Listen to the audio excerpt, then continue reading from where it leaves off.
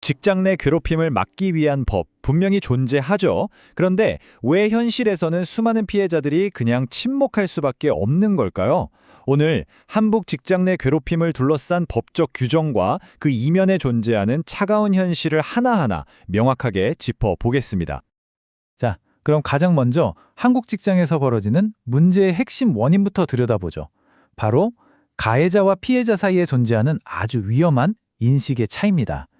우리가 흔히 갑질이라고 부르는 행동들이 어떻게 아무렇지 않게 정당화되는지 그 시작점이라고 할 수 있겠네요.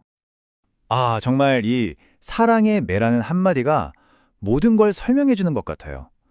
누군가는 그냥 좀 잘 되라고 하는 가벼운 훈계라고 생각할지 모르더라도요. 이걸 듣는 사람 입장에서는 정말 씻을 수 없는 정신적인 상처가 될 수 있거든요. 바로 이 생각의 차이, 이게 모든 갈등의 출발점이고 문제 해결을 가장 어렵게 만드는 근본적인 원인입니다. 그렇다면 법적으로는 어떤 장치들이 마련되어 있을까요? 공식적인 규정집을 한번 열어보죠. 먼저 직장 내 괴롭힘뿐만 아니라 좀 더 넓은 범위의 안전 관련 규정부터 한번 짚어보겠습니다. 규정을 보면요. 이게 단순히 한 개인의 실수로 끝나지 않게끔 설계되어 있어요. 임원부터 일반 직원, 그리고 심지어 외부 협력사까지 조직의 모든 구성원에게 안전에 대한 책임을 함께 묻는 거죠. 그러니까 나 하나쯤이야 하는 생각이 통하지 않도록 누구도 책임에서 자유로울 수 없다고 딱 명시해 놓은 겁니다. 자, 이제 본격적으로 오늘의 핵심 주제입니다. 2019년에 근로기준법에 새로 들어온 직장 내 괴롭힘 금지 규정에 대해서 좀 더 자세히 파고 들어가 보겠습니다. 법에서는 직장 내 괴롭힘을 이렇게 구체적으로 정의하고 있는데요. 말이 조금 어렵죠?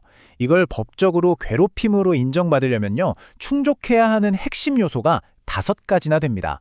이게 뭔지 하나씩 뜯어보겠습니다.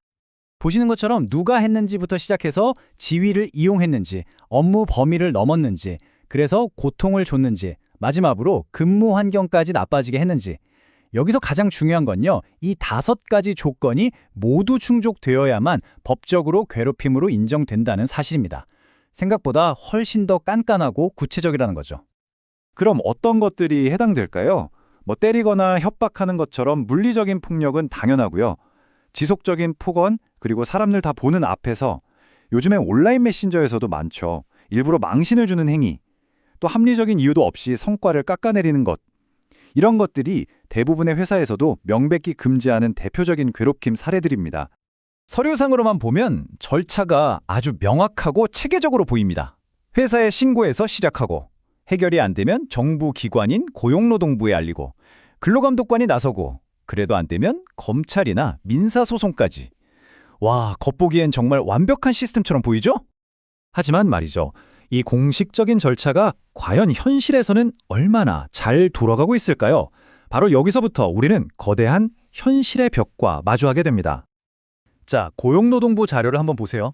매년 수천 건의 괴롭힘 사건이 신고되는데 특히 놀라운 건 폭언이 압도적으로 많다는 겁니다. 무려 3,000건이 넘어요. 눈에 보이는 폭력보다 보이지 않는 말이 우리를 얼마나 병들게 하는지 이 데이터가 여실히 보여주고 있죠. 바로 이 지점이 가장 중요합니다. 문제를 신고하는 것과 그래서 정의를 제대로 실현하는 건 완전히 다른 차원의 이야기거든요. 과연 결과는 어땠을까요? 그리고 이 숫자, 바로 규정과 현실 사이의 엄청난 거리를 보여줍니다.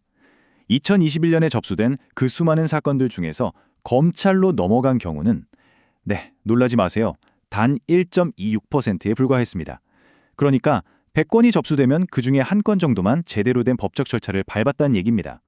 아니 도대체 왜 이런 결과가 나오는 걸까요? 여러 이유가 있겠지만 그중 하나로 한국 사회에 아주 깊이 뿌리내린 상명하복 문화를 꼽습니다. 위에서 시키면 시키는 대로 해야지 하는 이런 문화 속에서는 권위에 도전하는 것 자체가 금기시 되잖아요. 결국 피해자들은 목소리를 내기보다는 침묵을 선택하게 되는 겁니다. 게다가 더 큰 문제는 시스템 자체의 구조적인 결함이에요.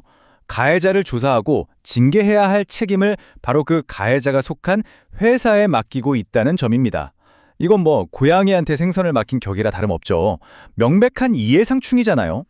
이러니 정부가 직접 개입해야 한다는 목소리가 계속해서 나올 수밖에 없는 겁니다. 물론 근본적으로는 시스템이 바뀌는 게 시급합니다. 하지만 그걸 마냥 기다릴 수만은 없잖아요. 그래서 지금 당장 우리 개인이 스스로를 보호하고 부당한 상황을 좀 더 지혜롭게 헤쳐나가기 위해서 어떤 소통의 기술을 쓸 수 있는지 그 방법을 한번 살펴보겠습니다. 정말 신기하게도 단어 선택 하나만으로 상황의 분위기를 완전히 바꿀 수 있습니다.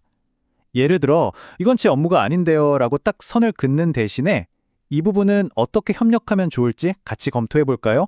라고 말하는 거죠. 어떠세요? 방어적인 태도를 넘어서서 문제를 함께 해결하려는 주도적인 자세로 보이잖아요. 갈등을 협력의 기회로 바꾸는 아주 효과적인 방법입니다. 건강한 소통을 위한 5가지 핵심 원칙입니다. 특히 리더의 위치에 계신 분들이라면 그냥 이거 하세요가 아니라 왜 이걸 해야 하는지 그 이유를 설명해 주는 것만으로도 팀원들의 동기부여 수준이 완전히 달라진다는 점 꼭 기억해 주셨으면 좋겠습니다. 이런 작은 습관들이 모여서 존중받는 조직 문화를 만드는 첫걸음이 될 겁니다. 이 자료는 이렇게 미완성의 문장으로 끝을 맺습니다. 마치 우리에게 질문을 던지는 것 같지 않으세요? 인구 소멸, 지방 소멸, 그리고 생략된 이 자리에 들어갈 또 다른 적은 과연 무엇일까요?